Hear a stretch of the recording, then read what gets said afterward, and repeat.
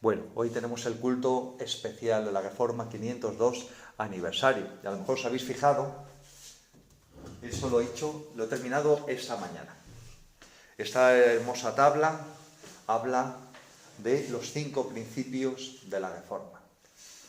Cuando quisieron reducir en 5 frases qué era lo que había traído la Reforma, hicieron esta declaración que tengo en mi mano. Dice: solamente la gracia, solamente la fe, solamente Jesucristo, solamente la Biblia o la Escritura y solamente a Dios sea la gloria. Y esto son lo que llamamos los 5 principios de la Reforma, y esto era revolucionario. Cuando Lutero, en el 1517, hace 502 años, clavó en la puerta de la Catedral de Wittenberg sus 95 tesis, aparentemente parecería una discusión teológica más. Lutero era un joven el cual había estudiado Derecho en la universidad, pero sentía una carga porque quería conocer a Dios, quería que sus pecados se fueran a ser perdonados, y en contra de la opinión de su padre se metió en un monasterio y se hizo fraile. Cuando estaba en ese monasterio, él, como era costumbre en la Iglesia Católica, se fustigaba a sí mismo, intentando aplacar los deseos de su carne, intentaba que Dios le perdonase sus pecados, de pensamiento, de obra, se tendía en el suelo con los brazos cruzados, las cosas que enseñan a los católicos, y no encontraba paz ninguna en todo ello. Entonces habló con uno de los líderes de allí de su convento y le dijo: ¿qué puedo hacer para que esa carga del pecado que hay en mi interior me sea quitada? Y le dijo: lee la Biblia. La Biblia entonces estaba en latín y tenía una Biblia en todo el monasterio para todos, escrita en pergamino y atada con una cadena a un escritorio como este. Entonces le dieron autorización para que la pudiese leer, porque ni siquiera podían leerla. Y ahí empezó a leer la Escritura y empezó a entender muchas cosas que antes no había entendido. Hizo un viaje a Roma pensando que al ir a la capital del cristianismo iba a encontrar allí respuesta a sus preguntas. Muchas personas también en la actualidad piensan y quieren encontrar ese lugar ideal, esos líderes ideales para que le dé respuestas a las muchas preguntas que tienen. Y Lutero, cuando llegó a Roma, se encontró una ciudad corrupta hasta la médula, tal cual es ahora, de prostitución, de hijos que tenían los frailes, curas, sacerdotes, de venta de indulgencias, que era algo que era escandaloso. Es decir, la Iglesia Católica enseña que antes de ir al infierno estás en un lugar intermedio llamado el purgatorio. Siguen enseñando esas cosas. Eso no ha cambiado absolutamente nada. Otra cosa es que todas esas cosas las hayan disfrazado después del Concilio Vaticano II. Pero entonces la costumbre era de que echabas dinero en una ofrenda y te daban un certificado por el cual tu familiar muerto se podía presentar en el cielo delante de San Pedro y le permitía entrar al cielo, según los católicos. Entonces, claro, se aprovechaban de la ignorancia de la gente, se aprovechaban también del amor a los familiares, porque si tú sabes que tu familiar no está en el cielo, ¿quién no quisiera dar algo de dinero para ver si era posible mandarlo para arriba? Entonces, Lutero veía todo eso y se escandalizaba. Incluso él le preguntaba a Dios si tal cosa pudiese ser cierta. ¿Cómo era posible que se pudiese comprar la entrada al cielo por dinero? Entonces, él, leyendo las Escrituras, leyó un pasaje. Vamos a ir a Romanos, al libro de Romanos, en el capítulo 1.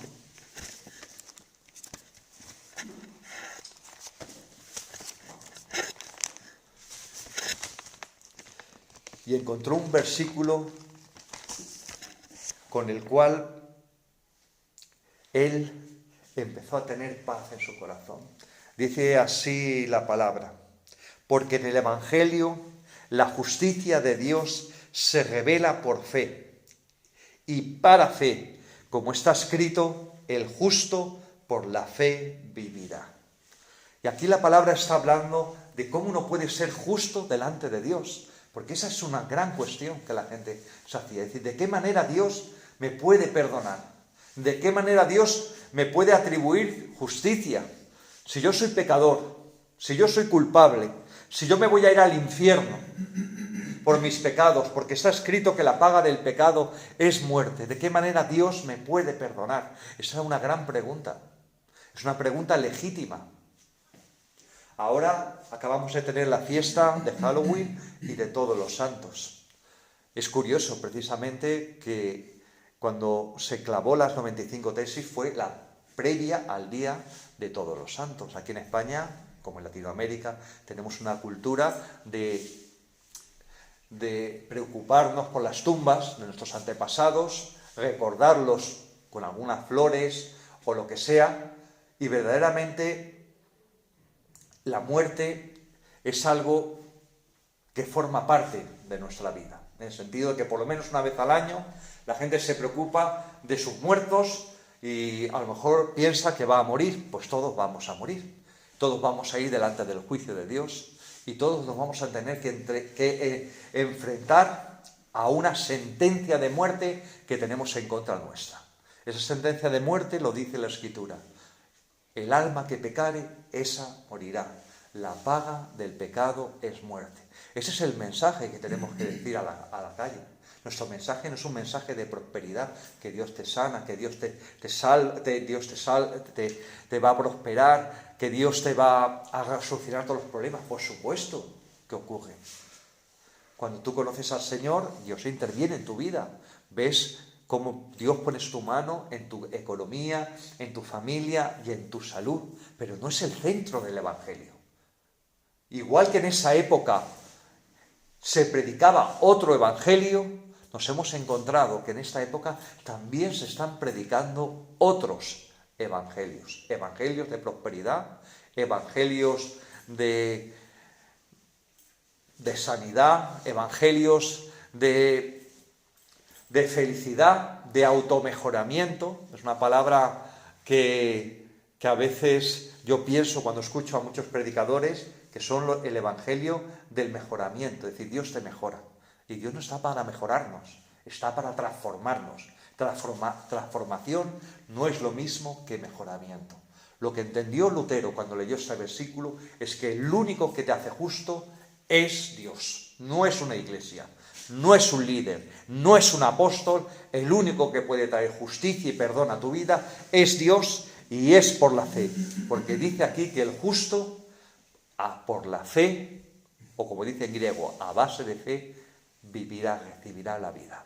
Ese es el secreto para tener vida espiritual, tener fe. Fe que Dios es el que toma el control de tu vida. Muchas veces he predicado que lo complicado no es aceptar a Jesús como Salvador. Tú hablas en la calle, aceptas a Jesús como Salvador, la mayoría de la gente te va a decir que sí. Todo el mundo, quieras que no, es consciente de que o está perdido o que necesita ayuda en cierta área. Pero aceptar a Jesús como Señor son palabras mayores. Porque que Jesús sea el Señor de tu vida, de tu tiempo, de tu familia, de tu casa y de tu economía es la parte integrante del Evangelio. Y predicamos a Jesús como Señor.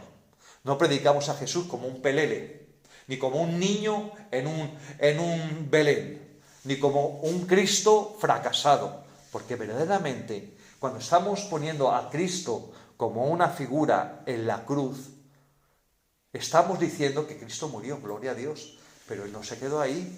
Él resucitó, por eso tenemos una cruz sin un Cristo crucificado sangrando. Porque poner un Cristo crucificado sangrando es como decir que Dios fracasó y Él no se quedó en la cruz, Él resucitó. Y eso lo entendió Lutero, que el Evangelio es resurrección. Y como consecuencia de esta revelación, las cosas empezaron a cambiar en la vida de Lutero. Una cosa, había un sacerdote que se llamaba Metzler, que era como el líder de todos estos que se dedicaban a vender indulgencias. Este hombre llegaba a decir que en el momento que la moneda caía al fondo del arcón y subía el clic, automáticamente sacaban a tu familiar del purgatorio y lo lanzaban directo para el cielo. O sea que era una oferta casi como la que tienen los islamistas con las 70 vírgenes si te mueres explotando. Es decir, mentiras religiosas. El mundo está harto de mentiras religiosas, se llamen de una manera o se llamen de otra. Entonces, cuando Lutero clavó esas tesis, estaba haciendo algo revolucionario, porque quien lo leyó lo entendió. Entendió, uno, que la única autoridad era la Escritura. Decir eso en esa época y en esta es revolucionario. Mira que te encuentras por internet muchos palabreros, charlatanes y charlatanas. Pero decir que solamente la Escritura es la única autoridad es algo revolucionario. Y eso es algo que la Reforma hace 500 años lo dijo. Vamos a leer Gálatas 1, del versículo 6 al versículo 10.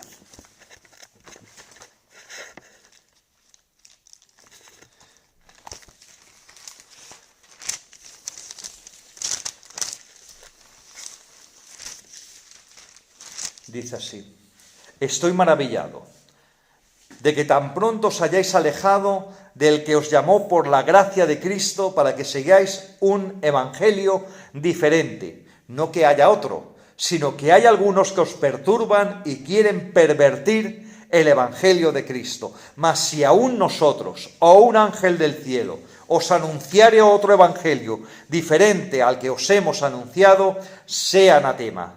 Porque antes hemos dicho también, como ahora lo repito, si alguno os predica diferente evangelio del que habéis recibido, sea maldito por Dios, o anatema. Pues busco ahora el favor de los hombres o el de Dios. O trato de agradar a los hombres, pues si todavía agradara a los hombres, no sería siervo de Cristo. Aquí Pablo está haciendo una pregunta muy importante a los Gálatas y nos hace a nosotros. ¿Será posible que estemos siguiendo un evangelio diferente? Pues hay real. Hay un evangelio diferente que se predica en muchas iglesias. Dice que aquí que incluso si él mismo o un ángel del cielo viniese a mostrarte otro evangelio del que hemos escuchado en las Escrituras, de que Jesucristo murió y resucitó por ti y por mí, por nuestros pecados, y que Él es Dios y que el Señor sea maldito por Dios. En esa época ya empezaron los problemas. Estaba un pueblo,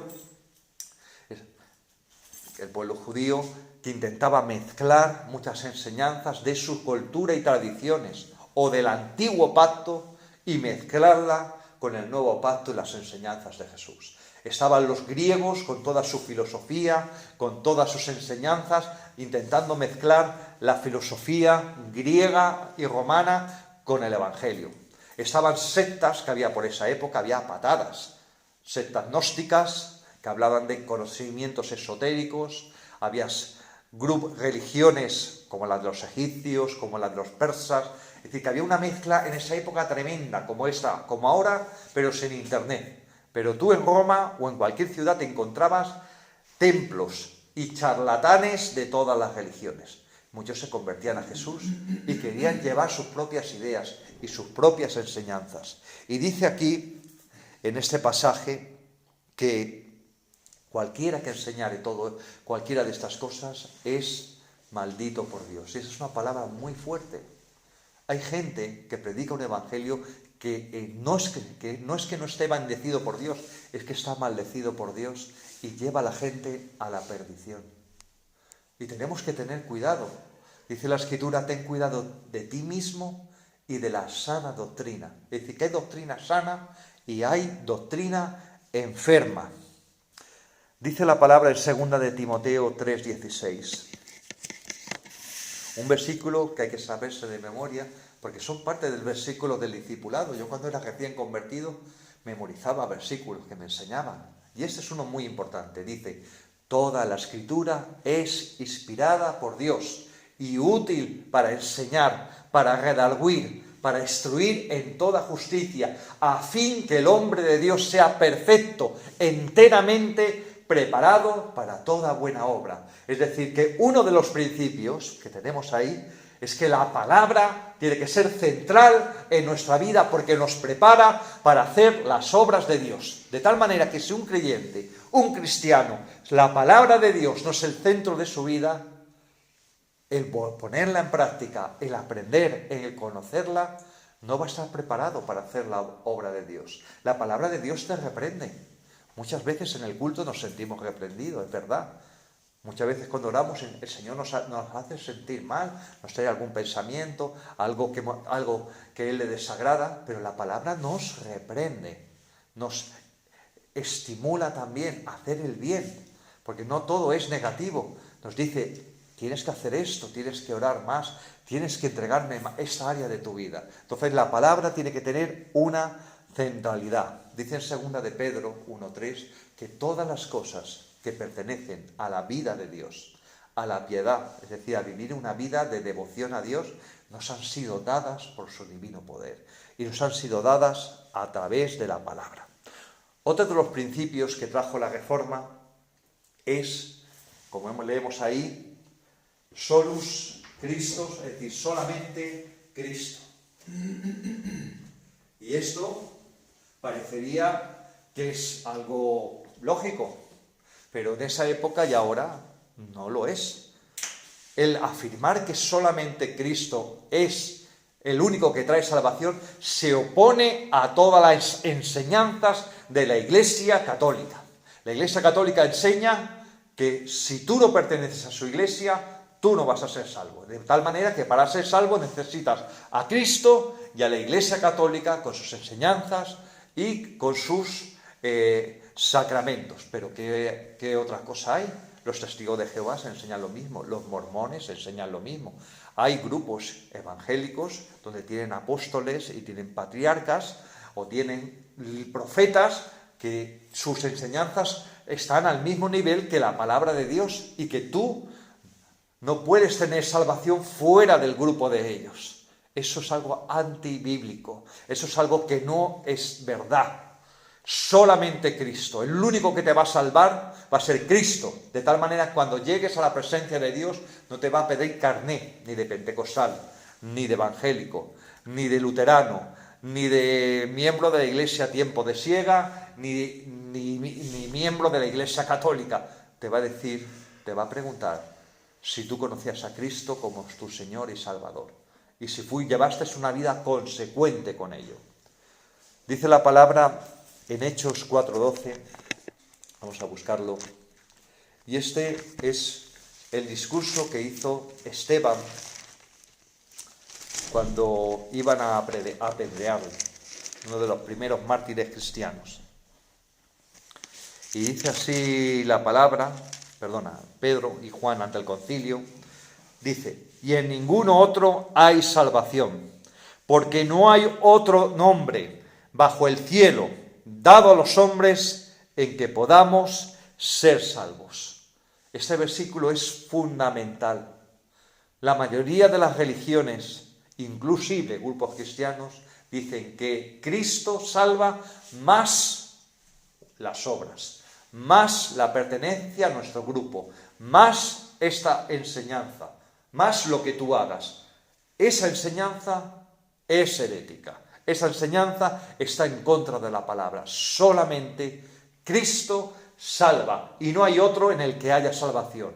Y cuando leyeron las 95 tesis, el que lo entendió se daba cuenta que ahí estaba diciendo que solamente Cristo era el que salvaba y no el Papa, ni los curas, ni ninguna de sus enseñanzas, ni la pertenencia a la Iglesia Católica.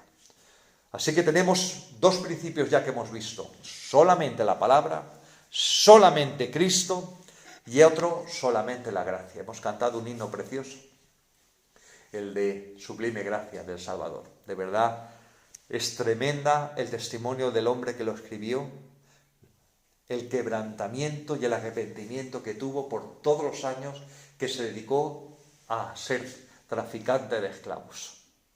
Y cómo llegó un día al convencimiento que aunque él no llevaba cadenas, Sus pecados le habían hecho esclavo y necesitaba que alguien le liberase y alguien le perdonase, que era Jesús. Dice la palabra en Efesios 2, 8 y 9, vamos a buscarlo, otro versículo que hay que memorizar, que es clave a la hora de compartir el Evangelio con alguien. Efesios 2, 8 y 9, el capítulo entero empieza con la palabra salvos por gracia. Dice así: porque por gracia sois salvos por medio de la fe, y esto no es de vosotros, pues es don de Dios, no por obras, para que nadie se gloríe. Y aquí este es el tercer principio de la Reforma, solamente por la gracia. Dice aquí que la gracia se recibe por medio de la fe. Es decir, que cuando tú pones tu fe en que Jesucristo murió por ti en la cruz y que Él te perdona gratuitamente, que eso es lo que significa gracia, gratuitamente. Tenemos que volver a definir las palabras para que la gente las entienda. Gracia significa gratuitamente. El Evangelio es gratuito. No cuesta precio, no se puede comprar los dones de Dios, no se puede comprar el perdón de Dios y no se puede comprar una vida como a Dios le agrada o una parcelita en el cielo por medio ni de las obras ni del dinero, solamente por la gracia de Dios. Cuando tú le pones la fe en Él, a la gente le tenemos que decir que tiene que mirar a Cristo y poner la fe en Él. Dice, y esto no de vosotros, pues es don de Dios, no por obras, para que nadie se gloríe. Aquí hace una afirmación lógica. Si la salvación fuese por obras, entonces tú te podrías glorificar. No, es que yo he ayunado mucho. No, es que yo he dado mucho dinero a tal organización. No, es que yo me negué a esta serie de cosas. No, es que yo viví una vida de ética y honradez. Entonces, claro, como en la balanza pesa más las buenas obras que las malas, pues entonces Dios me tiene que aceptar, pero no es así. Pesan más las malas que las buenas, y basta una mala para que todo el edificio se caiga por el suelo, porque Dios es un Dios santo, un Dios que no puede aceptar que nadie que haya pecado reciba esa salvación. Y habla aquí el cuarto principio, solamente por la fe. Es el mismo versículo que hemos leído. Porque por gracia sois salvos por medio de la fe. La fe la pone el hombre. La gracia la pone Dios. Dice, por eso dice este versículo, no de vosotros, sino que es don de Dios. Es decir, la gratuidad es don de Dios. Es igual que el que tiene una tienda y pone un cartel que dice, todo lo que hay en esta tienda es gratuito. ¿De quién es la responsabilidad de poner que es gratuito? Del que es dueño de la tienda. Tú, si entras a la tienda y te han puesto ese cartel, pues tú le dirás, oye, que estás anunciando que es gratis, pues me llevo esto y me llevo aquello. Y te lo tendrás que llevar y te lo llevarás. Exactamente, pasa igual con el Evangelio. Es gratis, es un don de Dios gratuito, pero la fe la pone el ser humano. La fe la pone el ser humano. Porque la fe es un acto de confianza. ¿Cuánto a la gente le gusta jugar a la lotería en este país? Nos encanta la lotería, las quinielas. ¿Por qué? Porque la gente tiene fe. La fe es un acto de... La lotería es un acto de fe. Yo precisamente porque me han gustado las matemáticas, yo siempre he entendido que la probabilidad que te tocase la lotería era, pero más bien poquita. Pero la gente sigue haciéndolo. ¿Por qué? Porque ¿qué está comprando? Está comprando ilusión. Es decir, ese boleto que tienes en el bolsillo, pues le hace sentir que hay posibilidad de mejorar. Y a veces toca. Pero la fe es una decisión que tú pones en la correcta dirección. Igual que la gente pone fe en loterías, fe en quinielas, poner la fe en Dios. Cuando tú la depositas en Él, el Espíritu Santo te dice amén. Porque verdaderamente Jesús dijo, cuando vuelva el Hijo del Hombre, ¿hallará fe en la tierra? Imagínate qué frase tan fuerte. Yo no sé lo que muchos... Las he escuchado en muchas predicaciones. Yo he escuchado y escucho predicaciones. A mí me encanta no para juzgar y criticar. Yo no lo hago con esa actitud, pero yo estoy trabajando, pintando, haciendo cosas en la casa y me encanta ponerme predicaciones, escucho a uno, escucho a otro, y cosas buenas sacas de todo el mundo. Yo no estoy aquí para estar criticando a nadie, yo también tengo mis muchos errores, pero cuando tú escuchas a otros, se alimenta tu fe. Y cuando tú lees la palabra, se alimenta tu fe. Entonces,